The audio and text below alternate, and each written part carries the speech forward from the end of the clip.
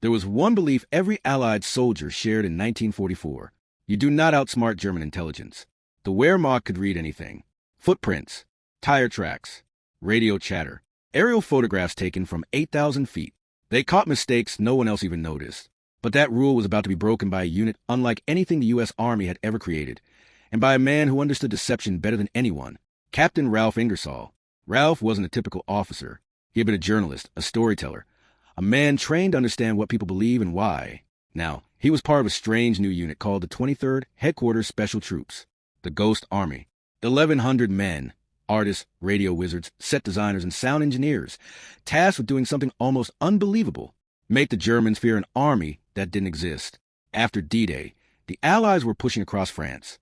The German lines were stretched thin, but they were still deadly. One wrong move could cost thousands of American lives. That's why Ralph now stood in the middle of a quiet French field surrounded by inflatable tanks, canvas trucks, and giant speakers. Tonight, his unit had to convince the Germans that a full American armored division was forming here. As the sun went down, the operation began. Radio operators started broadcasting fake chatter, copying the voices, slang, and rhythms of the real 6th Armored Division. Sound crews rolled out enormous speakers capable of projecting tank engine noise for miles. When they powered them on, the ground trembled like heavy armor was idling in the dark. Inflatable Sherman tanks rose from the grass. Canvas trucks were stretched over wooden frames. Artists painted mud streaks and wear marks. Teams carved realistic tank tracks into the dirt. Every detail had to survive German scrutiny. But then something went wrong. A sergeant realized the track spacing didn't match the movement pattern of a real armored column. One wrong tread mark could expose the entire illusion. Ralph grabbed 6 men and sprinted into the mud. They raked, rolled, scraped, and rebuilt the tracks in total darkness. German reconnaissance planes were minutes away. The sound of distant engines grew louder. The men worked faster, mud flying under their boots.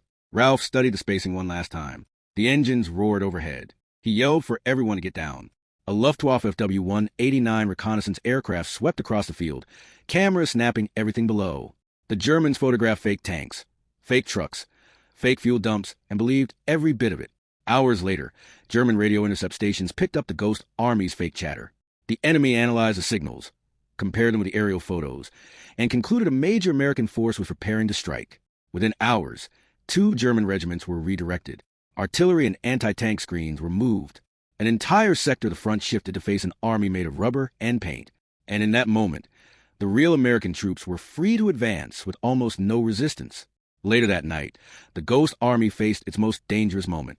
A German patrol approached, close enough to touch one of the inflatable tanks. If they got any closer, everything would fall apart.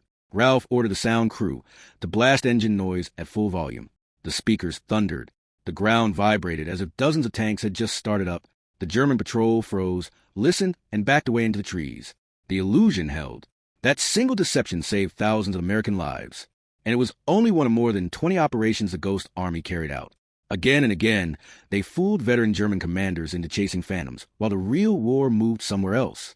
German officers later admitted that they never understood how American armored divisions appeared and disappeared so quickly.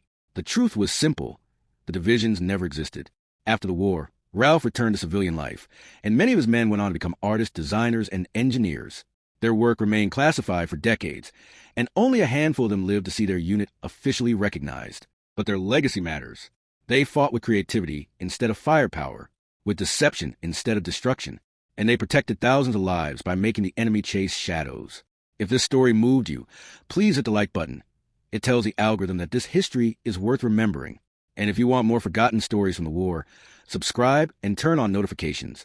Let us know in the comments where you're watching from and if someone in your family served. Thank you for keeping the memory of Captain Ralph Ingersoll and the 1,100 men of the Ghost Army alive.